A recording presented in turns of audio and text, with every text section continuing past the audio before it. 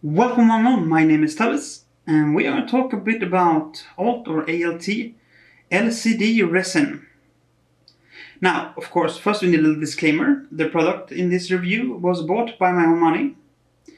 I'm not sponsored by neither 3D Jake, the company I bought it from, nor am I sponsored by ALT resins.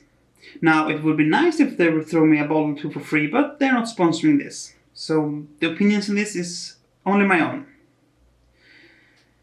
Now, what is ALT LCD resin? According to the company, it is the following. ALT 3D printing resins are a new line of ultra-fast, highly accurate photopolymer resins. These resins are specifically designed for printing with LCD-based 3D printers. We're going to back to the ultra-fast part later, but for all intents and purposes, it's not wrong. There's three colors to the line. It's a clear, it is a translucent purple, and translucent black. These fairly basic colors. They have no solids as of now. And well, there's not much more to say about that. I'm going to do a short list of pros and cons and talk more about it in general terms. So, first up, the good stuff, the pros. It doesn't smell. The company says it doesn't smell, and well, it doesn't. You barely notice it. It is easy to pour, very nice fluidity to it. The prints that come out of it is really accurate once you dial it in. The models that come out of it has a decent amount of strength to them, even if you overcure them like I tend to do. And the value is fair to competitive price. But, of course, everything has its downsides. It is temperamental. Very temperamental. Not very good with thin supports. Please, English, assist me in this. And that ties into the previous temperamental part.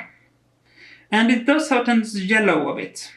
More than a little bit, actually, both in sunlight and UV light. I mean, that is not a deal breaker, but it's worth noting you will not get entirely white prints out of this. The purple one should solve this issue, actually, since it contains blue in it. ALT 3 resins are a good budget resins, if you do not mind to take some time fiddling with the settings. And the curing time suggested by the manufacturer was 11 seconds. I found that 12 seconds was yielding much better results, and I had to take my lift speed down to 45 millimeters per minute. Any faster than that, and it tended to rip larger pieces out of your supports, even after using heavy supports in sheet box. And this, of course, is at 50 microns. I haven't tested any higher or lower numbers than that. I use heavy supports on my models and found that with these settings I had a consistent, good model. It came out really clean, good details. In fact, the adhesion to build plate is sometimes a bit too good. The torture test models that comes with the Elegoo Mars nearly killed me, as I was trying to pry it loose from the plate with the chisel I use for that. It's got a chisel, no, it's a spatula looking thing with a sharp edge, not much flex. And I had it slip off the plate and nearly stabbed myself in the leg. Remember, people, always, and I do mean that as always, pry away from yourself. Much like the tissue with knives, away from yourself. Same with this, away from yourself. You get much less resin on you. Same thing goes for the odorlessness. It has really good things and some bad things. The good thing is that you do not have the ghost of resin's past hanging around you. Now, that is of course very good, because you can't always have your printer running, and you sometimes want to leave a vat with some resin left in it, and that's smell. The problem, of course, is that you sometimes forget that you're handling a fairly hazardous material, because it just looks like some very calm, nice syrup, and you'll be like, oh, how bad can that be? I could probably touch it with my fingers, and you're like, no. You should never touch resin with your fingers. Even if you, like me, are lucky enough to not have severe allergic reactions to it, you should still not touch it with your fingers. It's not healthy long term. when I picked this resin up, it was more along the lines of I need a resin period to go with my 3D printer, because the 3D printer ate up most of my budget for this. So I was like, what is the cheapest I can find that looks at least semi-competent? And I took this. I was like, okay, in the worst case scenario, this is a, say, silver no name. As in, and silver no name was name given to my people I'm hanging with to old CD-ROMs that used to burn, that had no labels on them, no company name or anything. So there were just blank silver slates on top. They had a tendency to fail for no apparent reason every now and then. Actually, more than now and then. So it became a standard. Silver no name. If it was worse than silver no name, it was not good at all. And that was sort of the mindset I had for this. In a worst case scenario, this is a fairly bad resin and I can hang on to it until I get something better. And, well, turns out that this did a stellar job. The details on the models are stunning once you have it dialed in. Even small, minute details come out really good. There's hardly any defects in it. The supports are easy, even with heavy supports. Sands very nicely.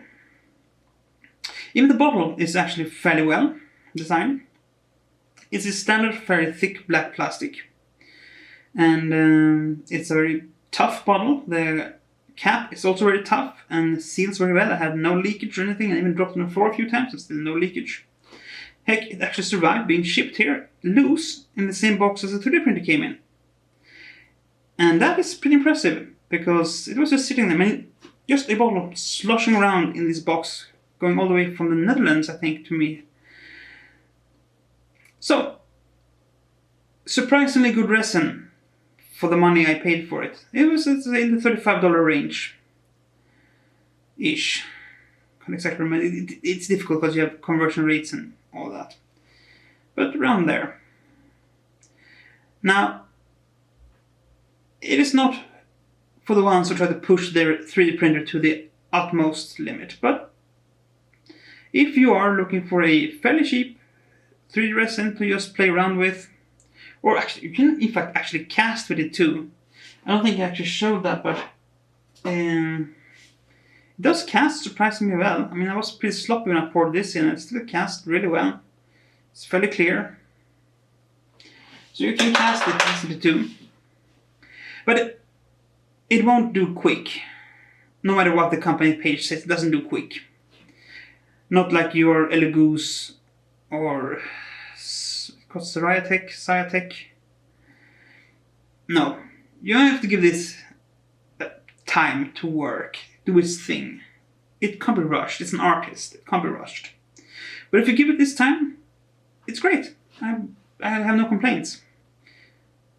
Now, it was a pain to get to that point, but as I said, if you go with the settings I talked about, 12 seconds per layer curing time and about 45 millimeters a minute lift speed, and then work your way up there and see where your failing points are, you should get decent prints. In fact, you should get more than decent prints. You should get brilliant prints. And yeah, that is, I think, pretty much it. Now, it's worth pointing out that I have only tested the clear version.